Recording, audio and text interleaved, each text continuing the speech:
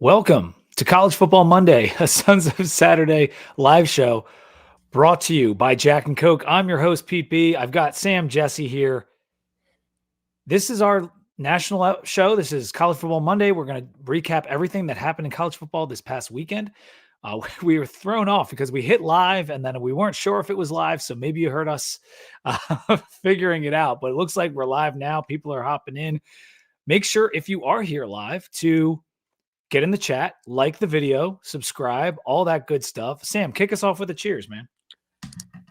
My cheers tonight is very, very special. I think it's near and dear to a lot of our hearts, our listeners' hearts, friends and family's hearts. Tomorrow's Veterans Day.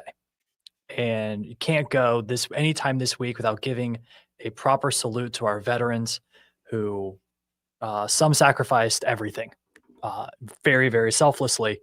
And you know, I think, especially when our country is like not the most patriotism flowing around right now, I would say, as compared to other times, there are still people willing to put their life on the line and dedicate their lives to serving this country. So we thank them and their families as well. Cheers. Cheers to that, man. We have a very special beer break tonight. Oh yeah, we do. And I'm drinking a good beer. I think Sam's referring to what he's got, but it's going to be a good one. Like I said, we're going to recap week 11 action in this episode. We're not going to do our typical format. This episode is going to be heavily about the conference races. Who's in line to get to the conference championship games in their respective conferences and who we're predicting to be there and who's going to win it. So that is going to be really fun tonight. And we're also going to do our playoff teams and QBR. We'll talk all that kind of stuff. And we will recap the games as we kind of move through. But like I said, any questions, get in the chat, like the video. Week 11 was another ACC oh no weekend. But it was also kind of a blah weekend of games. Would you say that? Yeah. I mean, I think you had, Indiana Penn State was electric and had genuinely what I believe to be one of the best catches in college football history. Like that was defied physics, and considering the moment of the game was insane. Oregon, Iowa was classic Big Ten football. And to anyone who thinks that the West Coast team couldn't handle Big Ten weather, if there's any program that could handle wet and cold, it's probably the team that plays outdoors in the Pacific Northwest. Right. So congrats to Oregon with like a capital G gritty win. But then, I mean, like Alabama, LSU, anytime that's on the schedule, you get excited, but that wasn't much of a game. Alabama controlled the whole time. ACC was just disgusting. Texas Tech wiped the floor with BYU. I mean, there just wasn't a lot of excitement for this weekend once the ball was kicked off. Yeah, a lot of the higher ranked teams not only won, but covered, except, of course, in the ACC. A couple of our best record teams went down. And, of course, Duke lost to UConn because, that was the most easy thing to call there ever was. Of course they lost. You mentioned Texas Tech. A&M kept cruising. Ole Miss, Georgia as well. And Oregon did survive Iowa City. And that was probably the best game of the weekend, although Penn State, Indiana was awesome. Just between two ranked teams, Oregon and Iowa was sweet. But both of those two of our playoff teams, Oregon and Indiana, they survive. And so big weekend for the Big Ten with regard to that. No changes to the top 5 in the AP poll. I think I have that here somewhere. Yes, no changes to the top 5, though Indiana almost had that disaster. Ole Miss moves ahead of Oregon in the AP poll, despite them playing a FCS team and Oregon beating Iowa. This is something that they talked about in the cover 3, but I had already written this down. How does Ole Miss move up over Oregon after this? They didn't even cover. The spread was 56.5. Right. So that's just amazing work by the AP voters. Texas Tech at number 8 is a joke to me. I don't think that I know all the teams are good that are in front of them, but Texas Tech should be in front of Ole Miss. They absolutely should, in my opinion. Yes. I think especially after that dominant performance over BYU. I think this is where the difference between the AP poll and the college football playoff poll will rear its head because Texas Tech, like the metrics point Texas Tech, the resume points Texas Tech, the eye test points Texas Tech. Like, this is just AP writers not giving a total like thought into this. I think they're sometimes just put 25 teams down on paper and see what happens. There's a really egregious one at 19 and 20 because you've got Louisville ahead of UVA, even though they have the same record and UVA beat Louisville. Can we talk about, since we're talking the AP poll and we talked about Louisville, do you want to know a fun fact? So there are only 2 teams on this list right here who have 3 wins against current AP top 25 teams. 3 teams. Alabama, who won 4 in a row against top 25 teams, and Louisville, who has wins over Virginia, Pittsburgh, and JMU. That's wild, dude. Only team outside of Bama that has that. Actually, Bama only has 3 now because LSU's not like one of the teams that they beat is no longer ranked. I forget which one, but it is for sure. Yeah. Like Louisville, we'll get to this in the ACC. Louisville has it at like there is a path for Louisville to be in the discussion come selection day. As an at large, there is a path. Yeah, it's a nasty one. It's a nasty one. And you could say that about like 4 different teams in the ACC. And we're going to get into that race, but like you see how many ACC teams are ranked here. You've got Miami at 16, Louisville at 19, UVA at 20, Pitt pops in at 23. So is that all of them or am I missing one? Well, I think you got it. I think one to Georgia Tech. Really, I didn't say Georgia Tech. They're at 14. So we have 5 teams in there, but they're all within like 10 spots halfway through the poll. So there's like Georgia Tech only has 1 loss. If they go 11-1, they're getting an at-large bid, even if they lose in the ACC championship game. Miami at 10-2 and a potential loss in the ACC championship game, or just missing it entirely, has to be in the conversation because a 10-2 Miami against a 10-2 Notre Dame, like I really think when the rubber meets the road at the end of the season, like you'd have to put Miami in over them. But that's a long way off. Like they both have to play Pitt. Miami has to go to Tech. Miami has to play NC State. Like I kind of don't think Miami's going to win out anyway. But just for the sake of the arguments, like, yeah, there's a lot of crap that can go down in the ACC. We'll get to it when we get to the ACC, but I think Notre Dame being a pseudo ACC team does play a really big factor into this. And we'll talk about that once we get to the ACC. So JMU is now the top G6 team. They are ranked number 24. South Florida right behind them at number 25. Keep the thing you said about teams beating ranked teams, like Miami has beaten 2 teams on here, including one of them that's 7 spots in front of them. So it's just like some of the stuff that's happening right now is weird. I understand Miami hasn't looked great, but they did win and cover against Syracuse. They won and covered against Stanford, and their 2 losses are very excusable losses. But it's the ACC. Everyone wants to crap all over us. Even if you beat Notre Dame, you still get crapped all over at the end of the year. And it's kind of funny because it is Miami, but anyway. You're looking at Miami's 2 losses. It's an overtime loss to a team that could very well be in Charlotte for the ACC title game. And it's a very close loss that came down to the last drive against a top 20 team. And that team also has a bunch of top 25 wins other than Miami. So, like, I think if Miami is a Big 12 team, they're talked about a little bit more favorably than even the ACC. Like taking out the SEC Big 10 branding, I do think the coastal chaos follows us no matter where we go. I really think the ACC's rep has taken a major hit in the last like 3 weeks, only because our top like winningest teams are losing to inferior opponents or losing to the bottom of the conference or whatever. And it drags everybody down. Now, if that happens in the SEC, it's a different type of conversation, but I do get it. Like the SEC is better top to bottom, but even the Big 12, as you just referenced, like there's a lot more respect on the Big 12 than there is on the ACC. And that's mainly because we don't have a Clemson right now. There is no Texas Tech in the ACC right now. It was supposed to be Miami, and Miami faltered in some close losses, and they might falter again. But, you know, it's kind of I think it's gotten a little out of hand, but with the situation we got brewing, with what could happen with Charlotte and Duke being potentially the team that's there and maybe winning the conference, like it is bad. It is bad for the ACC that we don't have flag bearers or teams that consistently can go out there and like beat Cal when you're 18 and a half point favorites, Louisville. Like just do us that favor. Over since I believe it's since the beginning of 2023, conference games where a team is favored by more than 2 touchdowns. It's like 154 and 18.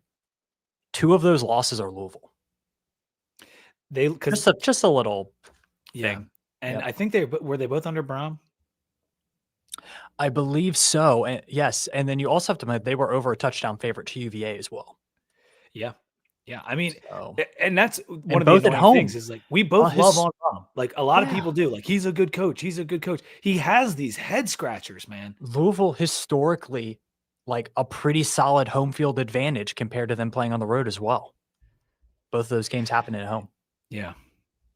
A couple teams dropped out, including Memphis, who went down to Tulane. Washington dropped out after their embarrassing loss to Wisconsin, and Mizzou dropped out after getting pretty handled by Texas A&M. Moving on to, let me get this off the screen. Moving on to coaching carousel. Were there any new firings, Sam? Did we get through a week without a coach getting fired? Weber State just fired their coach today, and his name is Mickey Mental. There you go. That's crazy. That's all I know. But no power conference teams. No, I don't think so. Not even the rest of college football. Maybe there was one. I'm trying to remember. I think we saw reports that Mike Norvell was safe for one more week. Congratulations, Mike Norvell. Yeah.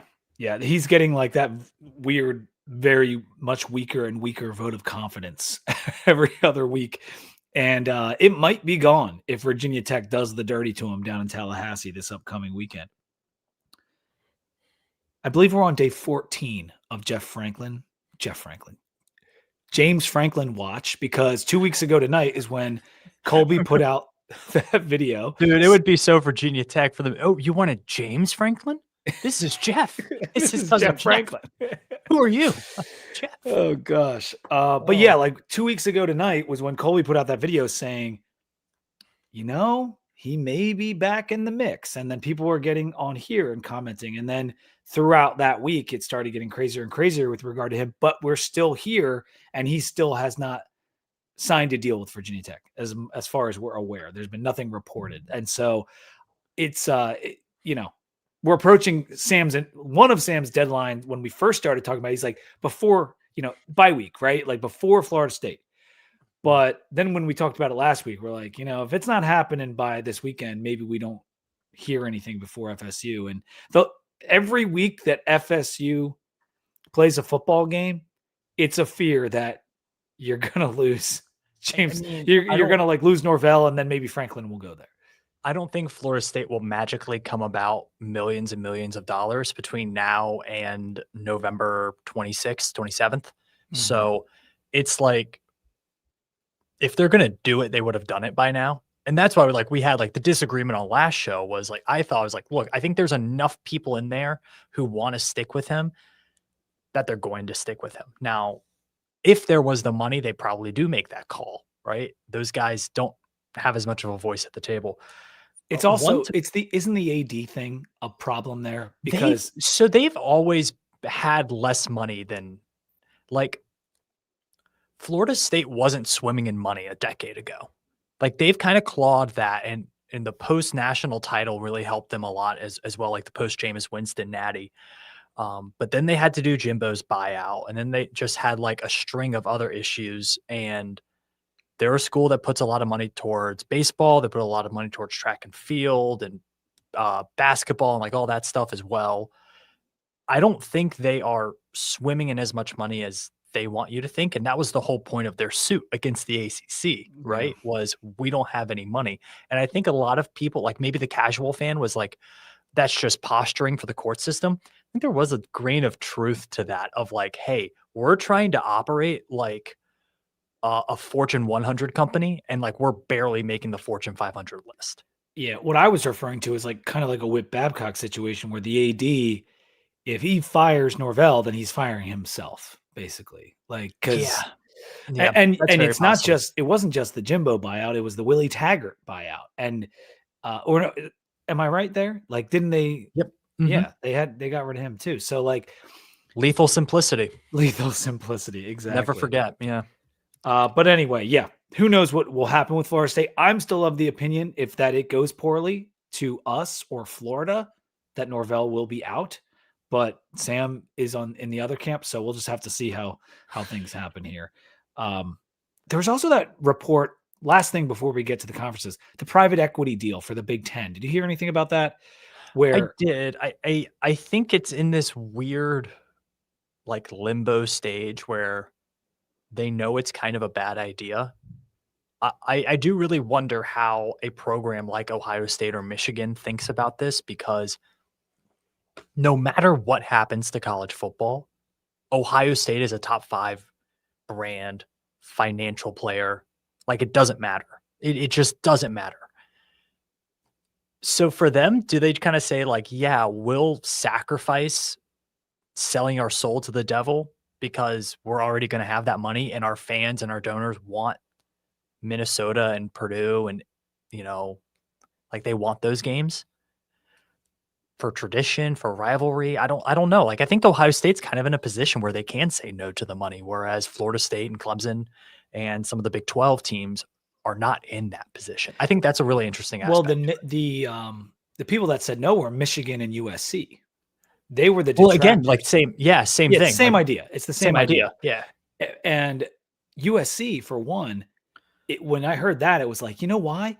Because they freaking hate this travel thing. It's a gigantic disadvantage. It never made sense for them to be in the Big Ten, and I don't think they particularly like it. No. And so now the Big Ten's trying to go, take private equity money, like you said, sell your soul to the devil. And that has a lot of downside if things don't go right. Now, it's a huge injection of cash, but how much more cash do you need? Like, Yeah, they like, what already is it have like a accomplishing? giant television deal as it is. And like Michigan and USC and those type of brands, they can go independent. Like, because this is all about, like, we're going private equity, we're extending the grant of rights, and they're like, not so fast, my friend. And So this, funny enough, this gets back to my long-standing hot take that the conferences are stupid anyways, yeah, and like, we don't need them, and all they do is create issues. and they're And becoming more and more like, I the things that they're doing in the bylaws make them more stupid to be in. so I do wonder if the next step is like a Big Ten East and a Big Ten West, and they're 2 separate conferences, and they have 2 different championships, and they're just treated like 2 different conferences under the Big Ten. Yeah. Like, because that's how you get rid of the travel issue, and no amount of money in the world is going to fix the travel issue. I just think, dude, like, there's no need for the ACC to exist. There really isn't. To put on championships, maybe, but if the ACC doesn't exist, we don't need the ACC championships. Like, why don't we just play 14 games? Why Well, don't we I just said play this 13 games? I Go to said a this playoff. Yeah, when we were Bowl games, talking about whatever. the new television ratings thing. The television ratings thing, how they scale it out, and 60% of your television money is based on the ratings you pull in. That's what happens for independents. Like, that's like that, like, essentially the ACC is 60% towards being independent, because postseason money is divided by success, and TV money is divided by ratings, at least a good portion of it. And so it's like, what are we doing here? Like, I mean, look at like what it would mean for programs in like March Madness. So like every time you win a round in March Madness, like, you get to March Madness, you get a check. If you win a game, you get another check. You keep going all the way up to the Final Four. Like, if Duke makes a title run, they have to split that check with the ACC. If they don't have to do that anymore, now you do have a real case where winning equals money. and they do. And it's not 100%, but Like, postseason money, basketball and football, like, you get more of the percent now if you're the team that does it. So it's we're already getting close to being there, and there are benefits to having conferences, but the way they're starting to change, and the bullshit of having to play Cal and Stanford and a team from Texas in the ACC is making it slightly more untenable.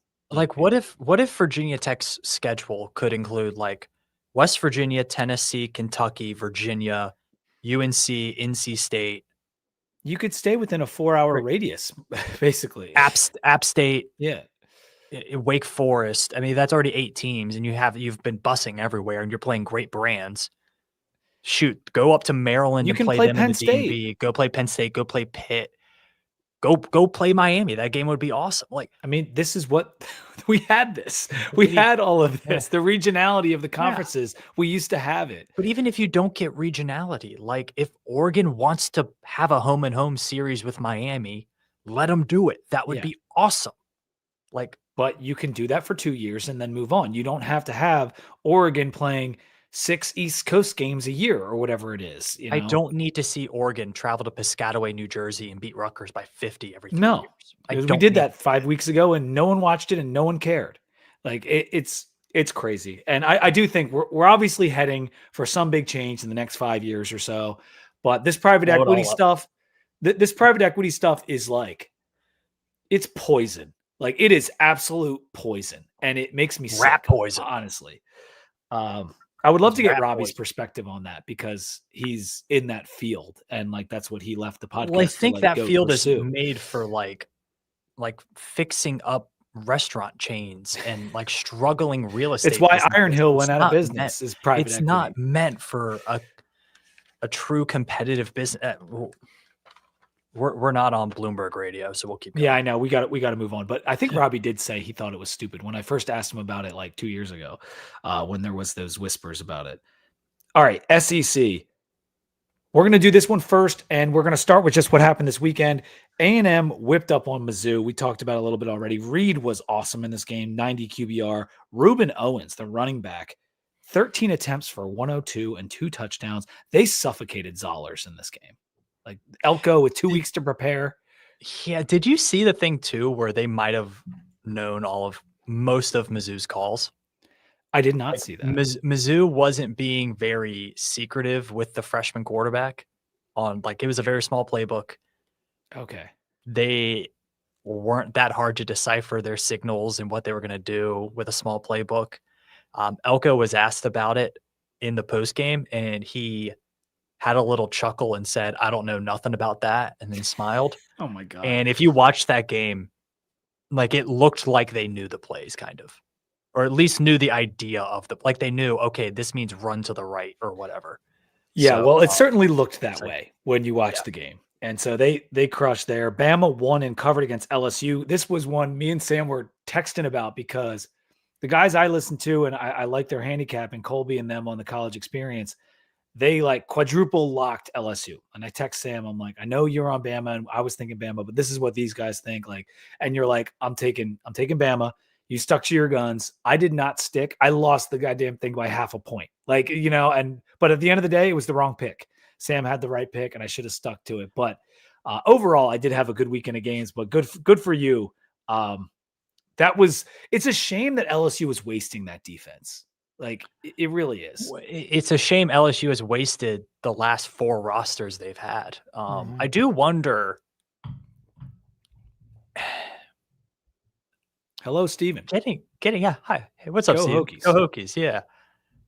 Like, was getting rid of Ed Orgeron a mistake? Like, I know he's not a particularly great football coach, and we have a lot of years of experience of knowing that he's not a particularly great football coach, but he's just like, he gets you motivated. And like, if this roster was motivated, they'd probably be in for a playoff spot. And they just don't look to have that. I just don't think you can motivate out of that offensive line. I mean, there's like I think they were about as motivated as they could have been all season for this game, and they still lost and didn't cover.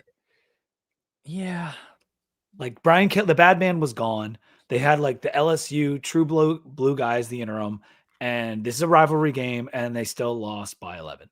I just don't think that team, there's a lot of talent on defense, but the offense is putrid. It's just, it's really bad. Nussmeier benched. Does he have a year of eligibility left? I don't know. I don't think so. I don't think he does. Yeah. It'll be And that's interesting. another waste. I mean, because he was a good quarterback. I just He and think, Drew Aller both no years of eligibility. I don't yeah, believe. it's tough, man. Yep. Georgia was in full control over Mississippi State, 41-21. Nate Frazier had 181 rush yards on 12 carries. That's I should have cashed out after Mississippi State went up 7-0. That was a mistake on my part. I thought I could go like 10, 15 more minutes of gameplay. I could not. yeah. UGA ran for 303, 6.9 yards per carry. Vandy took care of business against Auburn, although it was not easy. This went to overtime, and Vandy won. I was on Auburn. This one burned me a little bit. Pavia threw for 377. He ran for 112, 4 total touchdowns, and 95.7 QBR. I mean, should be in New York. He really should be. He has these performances, and then he has other performances where he looks not good. I don't know I don't know if it's what he eats for breakfast in the morning. I don't know what it is, but he hates Auburn. Yeah. He's 3-0 against Auburn. Yeah. You know what? You're right, because even at New Mexico State, they got him. They beat me up. That team at New Mexico State was kind of filthy too. Yeah, they were. Ole Miss crushed the Citadel. Good for them. Kentucky beats Florida 38-7. Dude, that's a rivalry where Florida won like 22 straight in that rivalry not too long ago. And and now Kentucky, with a bad Kentucky team, beats them 38-7. That's embarrassing. Are we getting to a Florida well, I hate to do it to ourselves, but is Florida as a program falling further than we think? I mean, you get a new coach in there next year, you portal a bunch of guys, they could win 9 games. I mean, it could be, Sam. It could be, because if they get this coaching hire wrong, which I haven't heard anything about who it's going to be, I haven't heard NFL. I think they're going to try to get an NFL style guy. That's my guy from the NFL, like a Joe Brady or something. I think they could go for like NFL OC type thing. Yeah. Mm-hmm. Interesting. Joe Brady would be a great one, I think. All right, title game. This is what we're doing. We're going to the race now in the SEC, since we just finished their games. I know I have the graphic here. Here we go. This is what the SEC looks like. Now, it's very simple to say, Sam, that Texas A&M and Alabama are meeting in the conference championship. Is that your take on the situation? Yeah, I think those are the 2 best teams, and I feel pretty confident about Alabama in their game against Auburn. Texas A&M has to travel to Austin on a Black Friday, and that just doesn't feel like a spot that I want to be hinging my bets on. However, I feel pretty good about it. I feel pretty good about those 2. I racked my brain around how could Ole Miss and Georgia get in here? Could Texas sneak in here? I think it's those 2. I think they went out. It's going to be tough, because even like Georgia, Bama's got, the head-to-head. And Georgia also has the head-to-head against Ole Miss. So you flesh this out, it's really just yes, Texas could get in there in theory, but they got to beat Georgia, and they'd have to beat A&M at the end of the year. They're not winning both those games. Yeah. And so my prediction is Bama and A&M, and I actually think A&M's going to win. That's my prediction. I think they're better than Alabama, because I think Alabama's incredibly one-dimensional on offense. Mm-hmm. Alabama cannot run the football against anybody. Yeah. And it should be noted that Bama has – this is why there's a window, though, because Bama has OU this weekend, Oklahoma, and they have Auburn at the end of the year, which we know anything can happen. A&M has South Carolina, Samford, and Texas. So, Bama has if they take care of their business, they'll be just fine. But if they lose, I guess that's still only 1 loss. But then they have the head-to-head. So I mean, I think there's a little bit of revenge factor. The game's in Tuscaloosa, where again Alabama is for Oklahoma. Yeah, the revenge factor, because Oklahoma kept them out of the playoff last year, and that's going to be on my ticket this week. Is Bama covering that spread against Oklahoma? Yeah, I kind of like that play too. This is the odds. Sam sent me these, so we'll just put them up here, and I think it's a good perspective.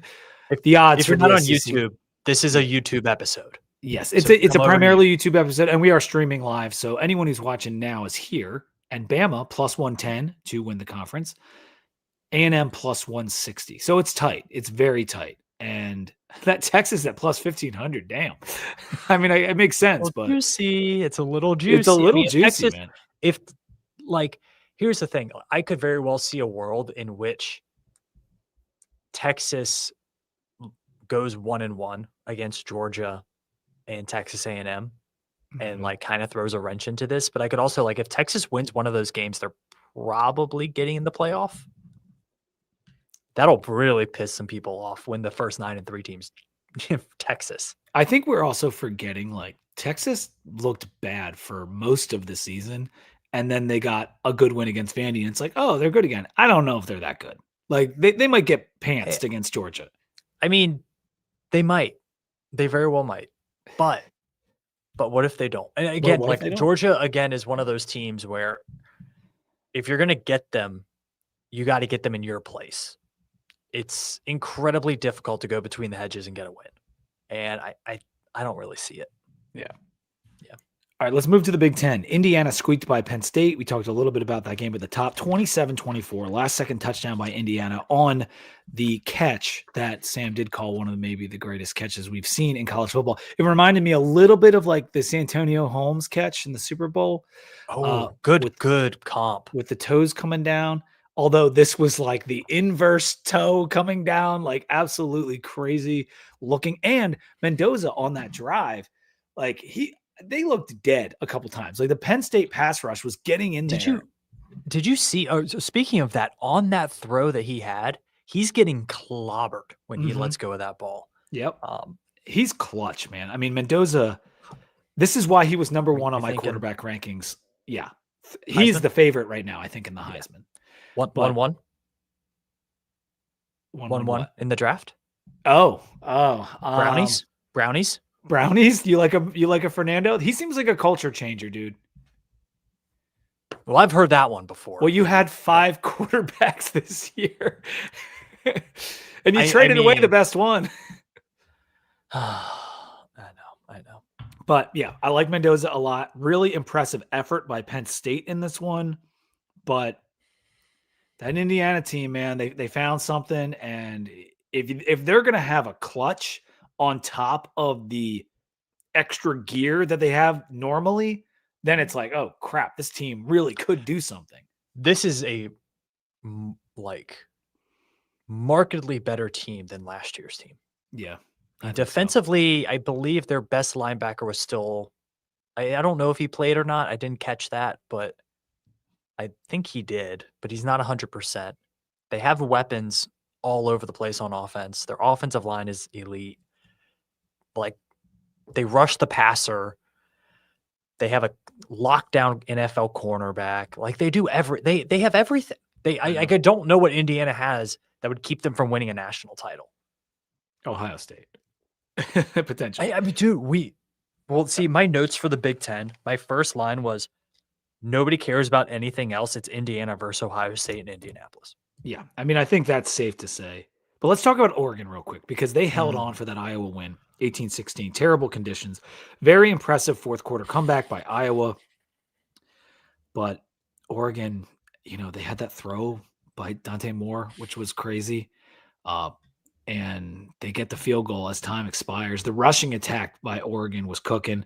Whittington went for 118 and 6.9 yards per carry, 261 rush yards as a team. Moore had that 49-yarder on the ground.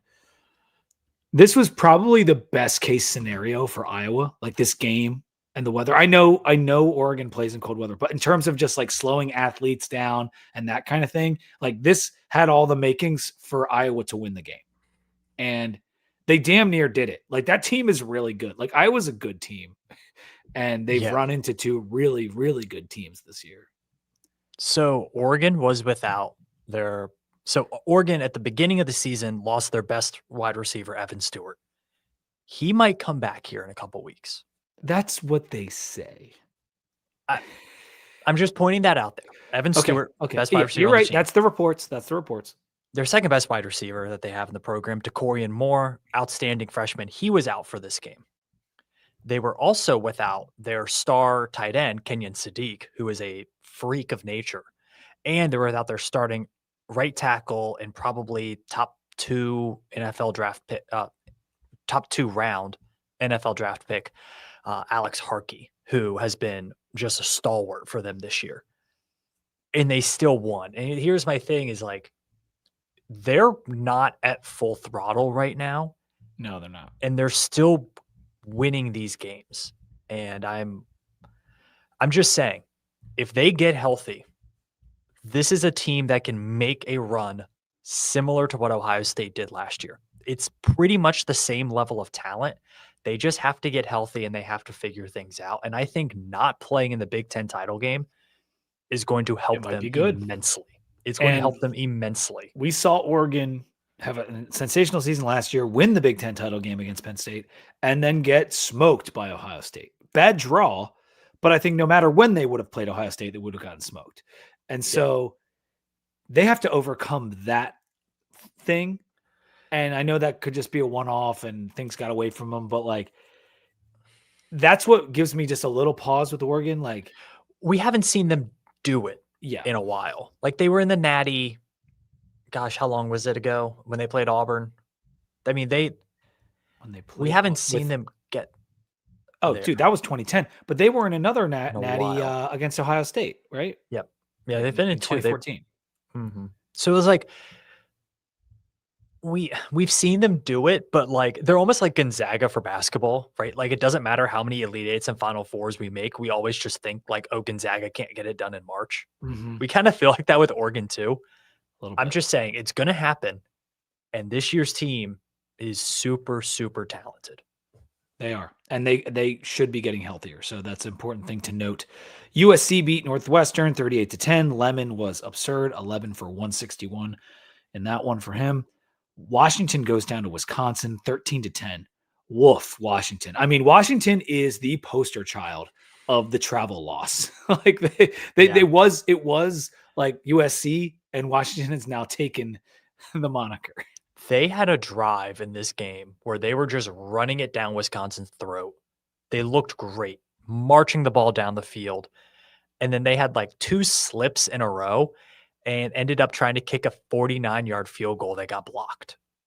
And it was just like, oh man, like that was that in a game like that, that felt like the drive that killed them. Wisconsin had 4 different guys throw footballs, one of which was the punter. And that was the longest throw of the day. I think they only had like 48 passing yards. Like Washington is a good team with really good players. And it just feels like some days they don't flip the on switch. And USC does this too. And it's like, I don't know what goes on during the week with some of these programs where they just can't turn on. I don't know. You've heard this Jed Fish talk about maybe he's a candidate at another school, right? And we've heard that a little bit about Lincoln Riley, or at least Josh Pate put that out there that like, pay attention to what's going on with Lincoln Riley. Like, could he be on the move kind of thing? If I'm either of those guys at Washington or USC, I am looking for a job where I don't have to play these stupid ass games. Like, and maybe that's a pussy move, but like going to Wisconsin from Washington, going to Rutgers, going to Maryland, like I don't want to do it. And if I'm a good coach, like that is asking for, that hurts your career record. That like, it is a giant disadvantage. I mean, would you wonder if it might hurt recruiting too a little bit? Yeah. Yeah, dude. I think part of it too, it's like there is a flip side to it where like somebody has to travel out to Seattle. And that is one of the tougher places to play in the country. Somebody has to do that. Like that sucks. Like somebody's got to go play USC on that really, really fast turf in LA. Like that's tough. Look what look what happened to Michigan. Michigan got rocked. Yeah, you're right. No, it works both ways. I just think but it sucks. It sucks. It's worse for those teams. And maybe it's not. I don't know. But I think it's a huge flaw for the Big Ten. I really do. It is. I will also look at this too as we wrap up the Big Ten. Something that I had in a a model that I run, a separate model than the power rankings, which I need to update. But 3 of the top 5 teams nationally in net yards per play are from the Big Ten. Yeah. Wow. Which is just I just found interesting. That's It USC, is. that's Oregon, that's Ohio State and Indiana. Let me sort. Oregon, Ohio State, USC, and then it's Toledo, Notre Dame, and then Indiana, Michigan. Interesting. Toledo looks great in our studio. They look terrible on a football field. They do. And, we'll talk about the MAC in a little bit. It's perplexing that they're not even in – they have 2 losses in conference, not even just one. They break the model breakers. That's what they are. The title game race, Sam already said it. Ohio State and Indiana, they're clearly the driver's seat. Indiana has like shit left. They're gonna be fine. Pardon me, Jesus, I'm sorry. Bless you. OSU has UCLA, Rutgers, and then at Michigan. Now, this is the only thing I'll say because we all know it's probably going to be Ohio State and Indiana. But if Ohio State were to lose to Michigan, Michigan could potentially take their place in the title game because they'd have the head-to-head, and they currently only have 1 loss. It's unlikely, but it's possible. I mean, Ohio State fans would have a huge meltdown, and then Ohio State would probably still go and win a national championship again if that happened. I'll pull up the odds here, the DraftKings odds. So Ohio State at -150. So very heavily favored, considering also that this market probably has a 4 to 5% vig on it. That's a pretty steep price to pay. Indiana 130. It's basically telling you that's going to be the matchup. Man, why not put a flyer on Michigan or Oregon? Like if something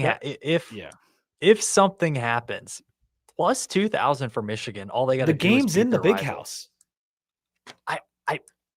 Like that. That's the one. That's the play. Like because they've done it. Michigan has done it. Last year they had no business beating them. Absolutely none. So I'm getting also a lot of like USC to the playoff chatter. Is like there's still a path. There's still a path. Oh, there's a path, but it's unlikely. I think you would have to get 4 teams from the Big Ten, and I don't know if that's happening. It could happen because of what's happening in the SEC. Yes, it could happen. If Notre Dame drops out, yeah, Big 12 and ACC end up with 1. Like it could happen, but it's probably going to be 3. Now, if USC, they got to play. They have Oregon still, right? And they have Iowa this weekend, I think. Yeah. In LA, I think. Yeah, it's in LA. And then Trojans by 20. I know, like that's shitty for them, but all right, that's going to do it for the Big Ten. Let me get this. That's the American. Let's take a quick moment to talk about our sponsor. College Football Monday is brought to you by Jack and Coke. 2 legends, 1 can. You can see that can right on your screen. The #1 cocktail in the world is available in a can. Yes, it's true. Jack Daniel's Tennessee whiskey mixed with Coca-Cola 0 sugar. You can get Jack and cherry. You can get Jack and vanilla. And you can get all 3 of those flavors in the variety pack. They're all available in a can at your local grocery and convenience stores, beer stores, liquor stores. Depending on your state, go to that store. You will find it, and they are delicious. So easy to bring to the tailgate. There's no mixing needed, and they are, you're guaranteed that perfect mix. Sometimes, you have a heavy hand when you make them. Sometimes there's not enough alcohol. You don't have to worry about that with pre-made Jack and Coke. Ready to drink. So when you're having those drinks, please drink responsibly, but you can't go wrong with 2 legends, 1 can. You know that. You know that's right, Sam. We're going to do the Big 12 before we do the ACC. ACC will be last because they're a bum-ass, stank-ass conference that we love but also hate. So let me see if I could pull up the Big 12. Oh, let's go over the games real quick first. Texas Tech handled BYU with ease, 29-7. It was a smothering. Like this was a smothers. BYU was held to 255 yards. Bear had a tough day. Just 12 rush yards on 11 carries for Bear Bachmeier. Yeah, Texas Tech is kind of filthy. Jacob Rodriguez should be here in New York for the Heisman ceremony. Every single time that he is on the field, he's the most impactful player on the field. Yeah. It's And tell people who that is just in case they don't Jacob know. Rodriguez. Yeah, he plays linebacker for Texas Tech, and he is very like, I think his comp might be like a Manti Te'o, who was also in New York. Like the way he moves and his ability to always be in the right spot at the right time is kind of freakish. I think he is destined for an NFL career. He hits like he's so mad at the ball carrier, like it's personal. It's really fun to watch this guy play, and they just have dogs all over that front seven, and the defensive backs have been pretty good too. Morton was fine in this game, not elite. He can't move. Yeah, he's so hurt right now. Right, because he's better than what he looked like, but they still got the win. Dickey goes for 149. They can do it in different ways if they have to. And I thought this was super impressive. I mean, BYU has had a little bit of horseshoe up their butt. However, this I still thought they'd put up a better fight than this. I guess is what I'm trying to say. And Texas Tech put the hammer down. BYU actually had more sacks, more TFL than Texas Tech, but the 3 turnovers. Yeah. I think BYU was just 4 of 17 on 3rd and 4th down. So that they couldn't sustain drives. It was a tough day. Yeah, and it was a bad special teams day for BYU as well. And this game could have been way uglier because Texas Tech has not been a great red zone offense this year. They had to settle for some field goals, especially even after a long kick return. But yeah, and BYU's defense played pretty well in this game. They have a linebacker who I've mentioned for the last couple years, Jack Kelly, number 17, white Tremaine Edmonds. Dude is so fast. He is so big. He does a ton of different things as a linebacker and pass coverage, run blitzes, pass rushing. Really special player. They have dudes, but it's almost like they've grown to rely on that golden horseshoe type stuff a little bit. Golden tablet, maybe. And Bear. Like it's all on Bear's back. Yeah. Yeah. It's like, oh, that's probably not a great game plan going into this one. Right. I mean, he's done so much, but he is a freshman still. And when you play, I mean, a lot of the teams in the Big 12 are good, but like very few are elite. And really, Texas Tech is the only one. Utah's pretty close, and Bear beat them, but this was a different animal. Houston beat UCF, pun intended, I guess. Houston beat UCF 30-27 on Friday night. Davy Belfort, that's right, former Hokie, got inserted into this game late for a potential winning drive.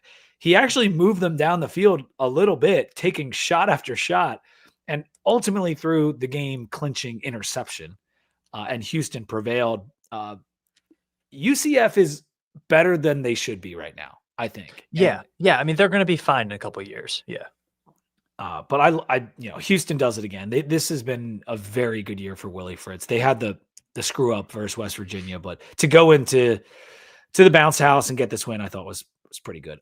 Iowa State takes the fourth quarter to beat TCU 20-17. This was a classic Matt Campbell win here. He as a dog, he's a killer. It was 17-3 in the fourth quarter. Right. And they came back and won it. Yep.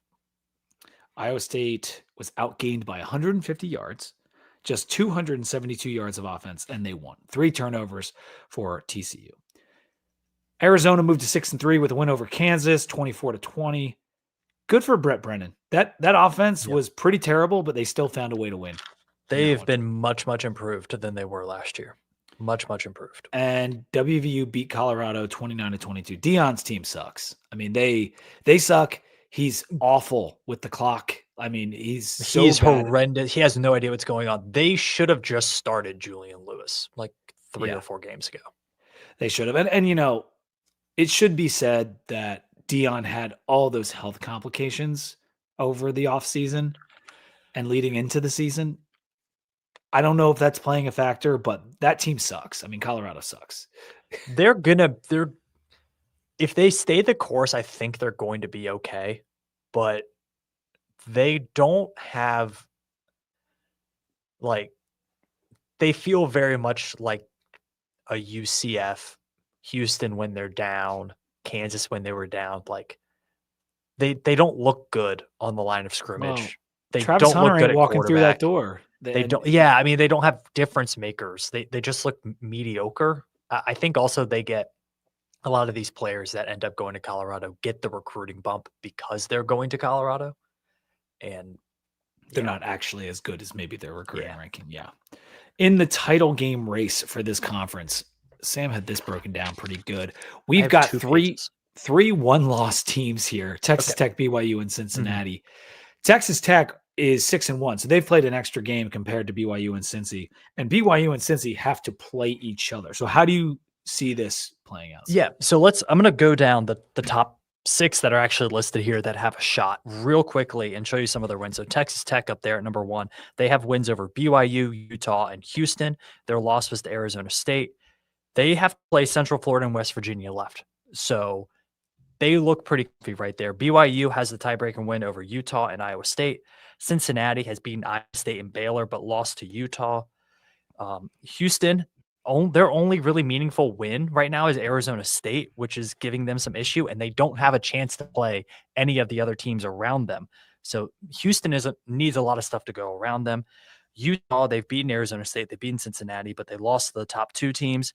They play Baylor, Kansas State, and Kansas. So they need a lot of help. And then Arizona State, they have against Texas Tech, but they lost to Utah and Houston. They very well should finish 7-2. They play West Virginia, Colorado, and Arizona. I think they win those games. But again, they need a lot to go on around them. So I have all the scenarios for how those teams get to the title game. But let's talk the betting line first. Yeah, so Texas Tech, heavy favorite here, minus 290 to win the conference. BYU's next up at plus 650, Cincinnati plus 800, and then so on and so forth. Utah plus 1100, but their issue is getting in. Like Utah would have a hard time getting in. They've lost to both Texas Tech and BYU. So you need, like, who do you think would have the best chance to beat Texas Tech, Sam? Because we just saw BYU get owned. Like, maybe healthy Arizona State again, but they're not going to have Sam Levitt, and I don't think they do it. Yeah. So I would say probably Cincinnati with Brendan Sorsby as a dynamic quarterback. I think Cincinnati could. Now, here's the issue. Cincinnati hasn't really beaten anybody that good this year. No. And they really won't have a chance to. They have a very favorable schedule. So it's the BYU game. Yeah, we'll see. So I think Cincy's going to get that BYU game though. I do too. So let's go into that. So Texas Tech, to make the Big 12 title game, all you need is 1 win. 1 win and you're in. Doesn't matter anything else. They have 2 games left. 1 win, you're in. All right. BYU, their 2 scenarios are they win at Cincinnati and then one of the other games, or they go 2-1 with their loss being to Cincinnati, and Cincinnati loses 2 more games. Okay. Same scenario for Cincinnati, but flipped, right? Because those 2 play each other and they both have 3 games left and they're tied. Mm-hmm. Right? Okay. So that Cincinnati BYU game is basically for a trip to the Big 12 title game. Yes. Yeah. Houston, they need to go 2-0, and they need both BYU and Cincinnati to go 1-2. Unlikely. You're right. And those 2 teams playing each other like kind of makes the doomsday scenario very unlikely. Utah, they need to go 3-0. They need Texas Tech to go 0-2. They need Cincinnati to lose a game, and they need BYU to go 1-2. I mean, that's not going to happen. See, for Utah, though, getting in the playoff is just take care of your business and you might have a shot. So here's the thing. Like, if BYU wins out and Cincinnati, or BYU, so like maybe let's say Cincinnati wins out, BYU goes 2-1. Okay. And then Utah and BYU would have the same record. Yeah, and then let's say like Arizona State wins out, which we think they probably should. You would have wins over a 9-3 a dominant wins over a 9-3 Arizona State team, a 10-2 Cincinnati team playing for the title. You would have a 3-point loss on the road to a very good BYU team. And you would have a win. Then your other loss would be Texas Tech, who is in the playoff already. Like, yeah. I mean, it's a good resume. The problem is if they have the same record as BYU, like BYU has to get in. Yep. That like and then the last Utah's one, kind of screwed. Yeah, Utah is kind of screwed here. And then the last one, Arizona State, buckle up. They have two scenarios. Need to go 3-0 in both of them. Scenario 1 has Texas Tech going 0-2. Utah loses a game. BYU goes 1-2, and Cincinnati goes 1-2. Or they go 3-0. Houston loses a game. Utah loses a game. BYU goes 1-2. Cincinnati goes 1-2. So they need either Houston to lose a game or Texas Tech to go 0-2. But that's Arizona State to be in the championship game. That's crazy. That's Arizona State to be in the championship game. That's wild, man. And that's not going to happen either because they stink. Like they're not very good right now. Like they don't have their quarterback. If you don't know, Sam Levitt out for the year. So they're rolling with Jeff Sims. They did win a gutsy win at Iowa State. That Arizona State defense is very good. Jordan Tyson has been in and out with injury. Their star wide receiver. It's not been a great year for the Sun Devils. Say this about the BYU thing, or for Utah's, BYU could fade here. Like they could lose their next game and then they could lose to Cincy and then Utah's there. BYU could lose the next two games. I feel like they're that team that's on the edge right now. Like they just had their first depressing loss. It didn't go well. Does that break them or are they just fine the next week? They come out like gangbusters and beat the next team. I mean, my prediction is Texas Tech versus Cincinnati. Mine's Texas Tech. I think Cincinnati. Yeah, I'm doing the same thing. Texas Tech versus Cincinnati. Yeah, Texas Tech wins the championship. That was all right. That's enough about the Big 12. That we went deep on that. It's time for ACC. Oh gosh, I don't know. You want to do a beer break first? Let's do a beer break. Let's do a beer break first. Let's. Yeah, we're gonna need some extra alcohol to get through this shit show of a conference. We'll do a little VT corner in here too. We had a couple questions from Godfrey, but since this is the ACC, the home of our Hokies, we will chat about them here. Sam, what are you drinking though? Very special beer tonight. I have from the world-acclaimed Great Lakes Brewing Company in Cleveland, Ohio, the Edmund Fitzgerald Porter. Yes. Today is the 50th anniversary of the tragedy of the sinking of the Edmund Fitzgerald, the freighter on Lake Superior. I'm sure you know the classic folk song. It is a great mystery, legacy, and one of these moments of Americana that is a really fun deep dive if you want to get into it. But this is the Edmund Fitzgerald Porter. Awesome can. Has the ship in the stormy Lake Superior. It is a beautiful dark porter. I'll read the description from Great Lakes that's here on the can. It says, robust and complex. Our porter is a bittersweet tribute to the legendary fallen freighter's fallen crew. Taken too soon when the gales of November came early. This is one of my favorite porters I've ever had. I've had it before plenty of times. It is so smooth. It's only 6% alcohol, so it's a little low for the porters. It is delicious. If you are not a huge dark beer fan, but you want to get in the spirit with dark beers, this is the one to go for. Great Lakes, one of the best breweries in America. I'm just going for it here. It's not quite to Maine Brewing. It's not lunch or dinner from Maine Beer. It's not some of the others, but it's really damn close to that level. Yeah, and it's well known. It's a well-known, well-respected beer, and it's gone a little viral as of late with those goofy tweets. Maybe it was a week ago when the guy was like, "Tonight I'm letting the big Fitz talk."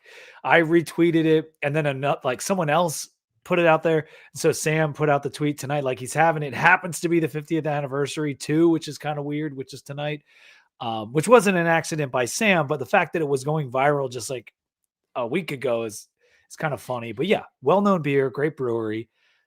The Sam's letting that Eddie talk tonight, man. Let's only one tonight. Only one tonight. He's still recovering from the run, which went well. It did go well. It did go very well. I also drank a good amount last night in my replacing calories dinner that I had at Keg and Lantern Brewing in Brooklyn. Pretty good beer there too. So I'll get some of that to have on the show because they have some pretty highly rated beers too. I am drinking the oatmeal raisin cookie from Cigar City. This isn't any fly-by-night oatmeal cookie beer. This is Cigar City. This is a really good brewery down in Tampa. I actually went there on my bachelor party. We did a little brewery tour, and they make the High Lie, which people know. But this is one of their like really good different type of beers. It's a brown ale. It's got vanilla. It's got that chocolatey kind of flavor that you might get in a grandmother's cookie, such as an oatmeal raisin. It's got like that. Those notes come through, and it's great. And it's a brown, but it's Ooh. almost a black. It is a dark one, and I love this beer. When I had it at the brewery, it was the first time back in 2019. Oh, you got the Hokies glass over there. Yeah, kind of fading, so I got to move on to the next one. But do got the Hoka Bird on here. But it says has cookie in the name, but don't get the wrong idea. It's not really a dessert beer or anything like that. It's 5.5, easy to drink, not too heavy on the sugar or anything like that. Just a nice, tasty brown that we've been over. Like we've had a bunch of these lately. I love a brown ale. I'm a sucker for them, and this one is excellent. So if you see it at your store, grab it. The other cool thing about these Cigar Cities, at least with this can, it's got like this matte finish on it. It's unlike a lot of other beer cans I've ever like held. They're spending some money on their silk screening or whatever they're doing to their cans. Mm-hmm. All right, man. I think now I'm appropriately prepared for this. Let's get into the ACC. This past weekend wasn't quite as bad when we had two top 10 teams go down 2 weeks ago, but it was pretty bad because Louisville lost to Cal, 18.5-point favorites. They lost in overtime, 29-26. I feel like I must have cursed him. I don't know, because I was like, Jeff Brom's probably the best coach in the ACC. It might be the best team in the ACC. And when I said that, you were like, they did just lose Isaac Brown to injury. And I was like, oh, shoot, you're right. But Kewan Brown wasn't the problem in this game. Like the other running back wasn't the problem. Like they had production out of there. Miller Moss was dreadful. Like he had 0 touchdowns. He had a 20.5 QBR. I'm almost to the point that like he's not even an average quarterback. Like he might be Jag minus. Like this is just a game you cannot lose. You have, I know we know Cal's decent. We know Cal's decent, but we beat them and we kind of suck. And so and UVA beat them in their own house last weekend. And then they come to Louisville and beat you. I mean, JKS was really good. 323, 2 touchdowns, 85 QBR. But man, Brom, like this is a tough one to stomach if you're a Louisville fan. He said it. They finally played a quarterback who could throw. He said that? He said that. Oh, shit. I missed that one. Word for word, bar for bar. Did you see what De Jesus did? He went for 158. Yeah, I mean, that makes sense. So we talked about this in our Louisville preview from when they played Virginia Tech. We were like, they're a really good defense, but they're not like you just have to get the ball to your playmakers and see what happens. Like they kind of beat you when you become one-dimensional and predictable. And Virginia Tech was 0-dimensional, but Cal, like the way that offense kind of runs, they don't have a ton of good playmakers outside of DeJesus, but JKS has the arm talent to make the players around him a little bit better, which gives them a lot more flexibility. I think that might be what led to some of the issues, because even Miami, like I know they lost that game, but like Miami was moving the ball on Louisville. That wasn't the problem. JMU was moving the ball on Louisville as well. Yeah, they were. Virginia moved the ball on Louisville a little bit too. Not much, but it's when we previewed Louisville, I was of the opinion, that secondary is pretty good because I'm looking at their numbers, the advanced stuff and all that. But were they actually really good, or they just played nobody, or they just played a team where Donovan Green drops the ball, where we could have shredded their secondary if he catches that? Both can be true. Yeah. Both can be true. Mm-hmm. All right. Duke lost to UConn. Let's talk about this stinker. 37-34. We knew that Duke was going to struggle with UConn's pass attack. At least I think telepathically, me and Sam knew that because maybe we didn't actually say it to each other. But that's why this was so predictable. Like, this UConn team is good. They can pass the football. They were going to be at home against a power team, and Mora gets his guys up for that type of thing.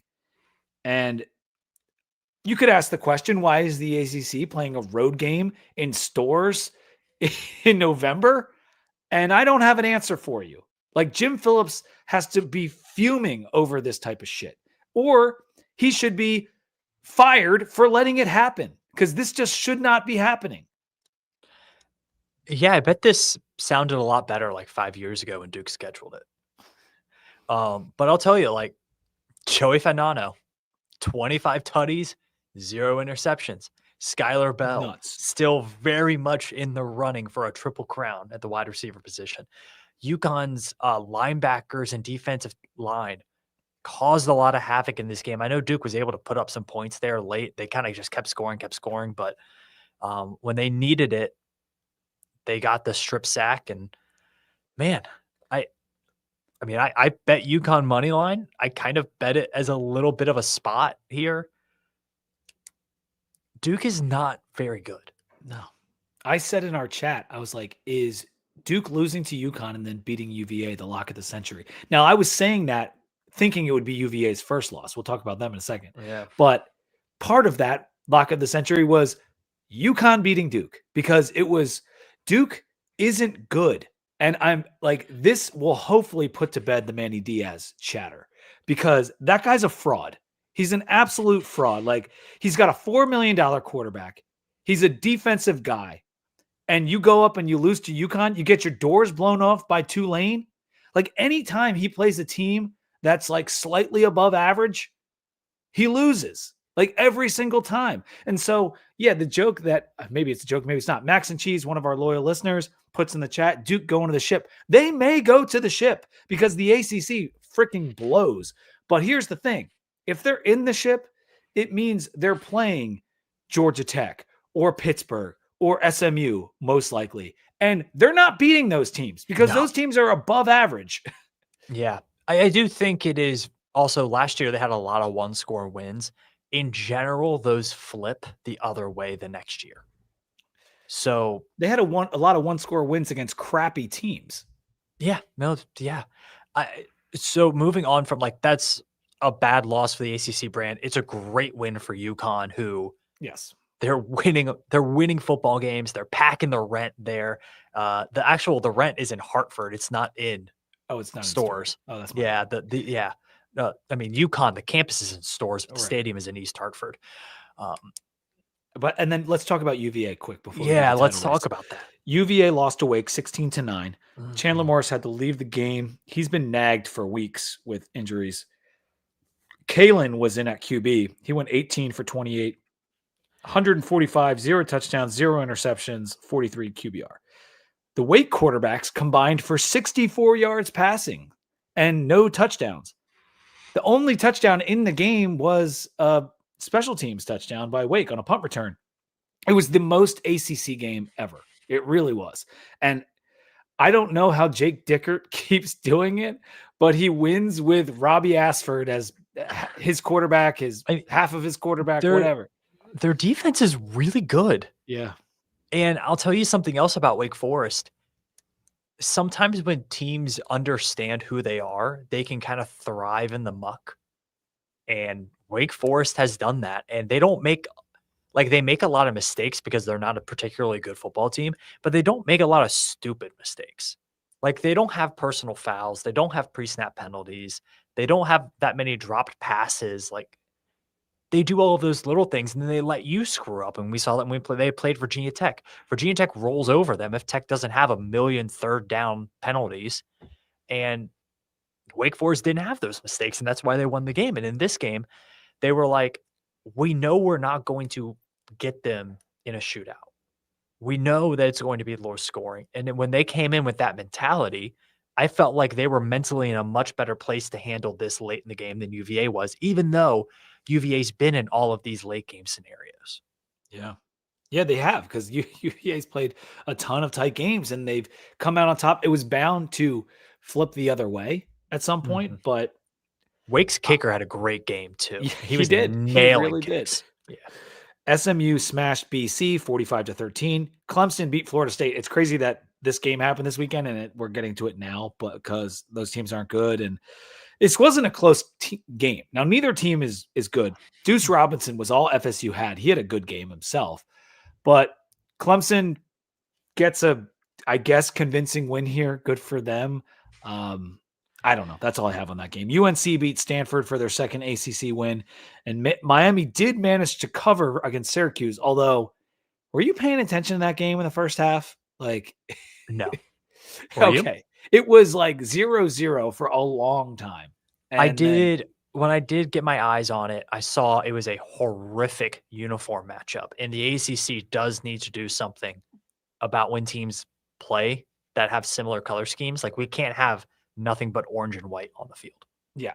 That was terrible. Well, if there's anything the ACC can do wrong, they will do it wrong. But yes, Miami did win. And I guess it depended on where you got the points, because some people I heard got a Q's cover. Some people got the Miami cover. So whatever. Let's move to the race. And so this is where we may end up throwing our hands up here. But as you look at the screen, we've got 5 teams tied with 1 loss in the conference. Now, Duke has 1 less win than the others, but 5 teams with 1 loss. Louisville is at 4-2, Miami at 3-2. Miami is our highest ranked team in the SP Plus and the FPI, but they are 7th place in the conference, which is just hysterical. Not ideal. The second best team in SP Plus is actually Pitt at number 24, and they've been on a roll. Pitt has been rolling. FSU is 3rd at 28th in the SP Plus. Yes, Florida State, who is under 500, is 28th in the SP Plus. Florida State beating Kent State and Texas A&M School for the Deaf and Blind 70-0 in back-to-back weeks is doing a whole lot of work. And the Bama win. I mean, the Bama win is carrying that SP Plus. We know that was a total fluke at this point. Yeah. GT is the highest ranked team in the AP poll at number 14. They have the best strength of record because they only have 1 loss overall. And they just have BC and Pitt left in conference, and then Georgia. They play Pitt in Atlanta, correct? Yes. Yeah, I think that's huge. I think Georgia Tech should win that. Like, Georgia Tech should win the next 2. And then they have a showdown with Georgia. But I think Georgia Tech should be in the ACC title game. Pitt has been really good. I think competition has done a bit of lifting for Pitt as well. And now there's a good amount of film on this freshman quarterback as well. We'll see how they look against Notre Dame. But Georgia Tech should handle – Boston College is horrific. They're absolutely horrific. And I think they should handle Pittsburgh. Although, BC is so bad, and they stayed with number 9 Notre Dame for about 3 quarters. And so, boat race this week. Who knows what you're going to get? Right. This is the annoying part about the rankings, is that Notre Dame can do no wrong because they have won all these games in a row and they're against nobody. I mean, they beat Navy this weekend and they won and they crushed. Horvath didn't play. Like, they get done every single favor. Like, it's so annoying. So I would love nothing more, even though I hate Narduzzi and I hate Pitt. I would love nothing more than them to beat Notre Dame. Narduzzi said this game doesn't matter. I know, but okay. So part of that Narduzzi, I wanted to Narduzzi pisses me off to no end. I can't even believe he said that. He's like, I wouldn't mind losing 100-0 as long as I win the next 2 ACC games. It's like, dude, it's Notre Dame. Like, this is Notre Dame Pitt is a historic game in the sport. They've been playing for over 100 years, and I think he was trying to throw off the scent a little bit. That's my guess, because behind closed doors, I have to imagine beating a top 10 Notre Dame is huge for your program. And you want to accomplish that goal. I do think there is a possibility that he sees the path there, and what they have the next 2 weeks are such massive games.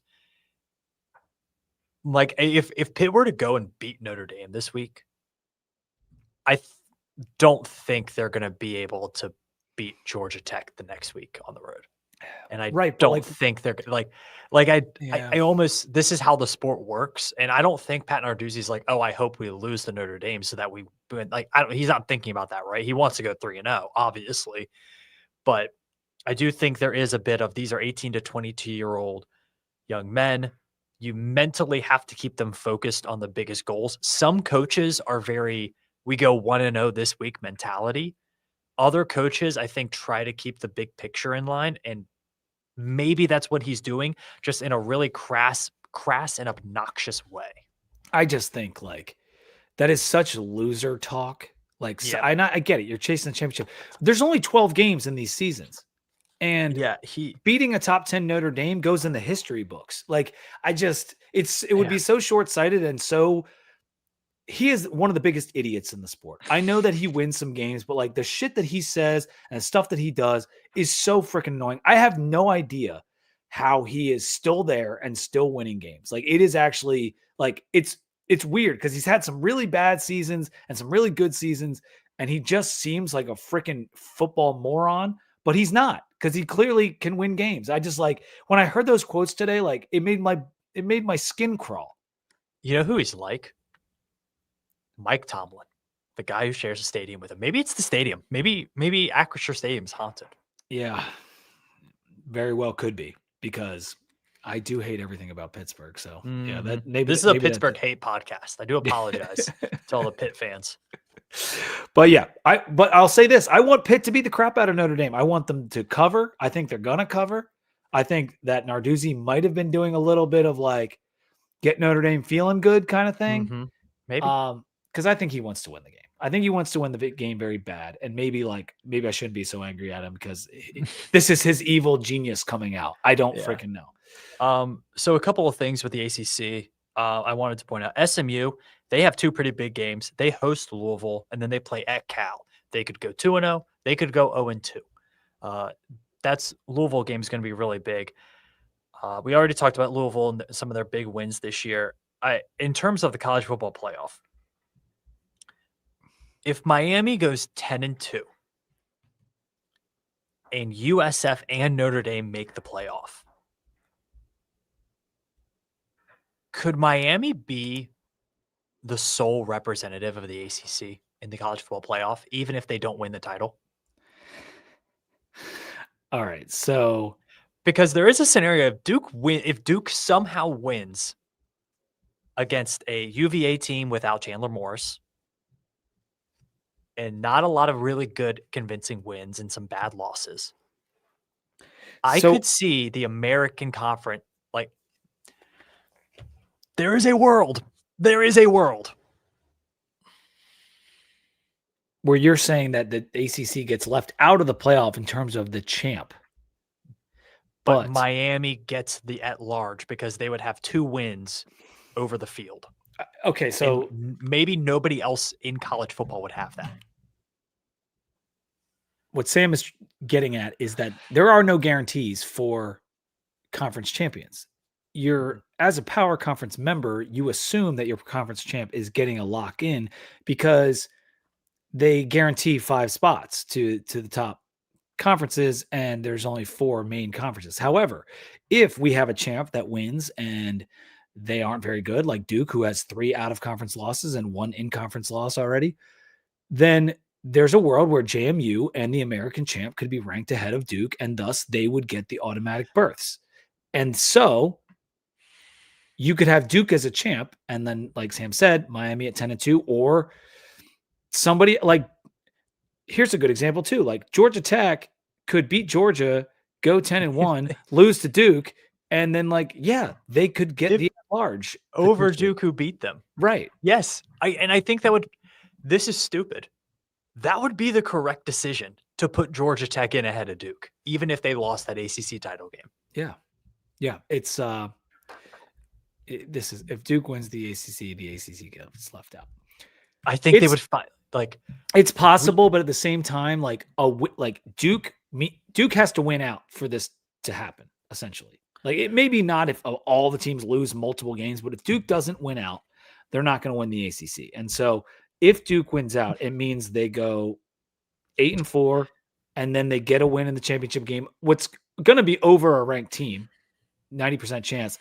And then that will spurn them to be 9-4 and get a decent ranking. Like, I don't think there's a world where the ACC can get left out, especially once we get to the American and all the crap that could happen there. Like, there's a lot of losses that still have to come in a lot of conferences. Yeah, but if South Florida South Florida could run the table. The thing is, they have 2 losses. They Like got you need 2 them to be a losses and one loss. Yeah.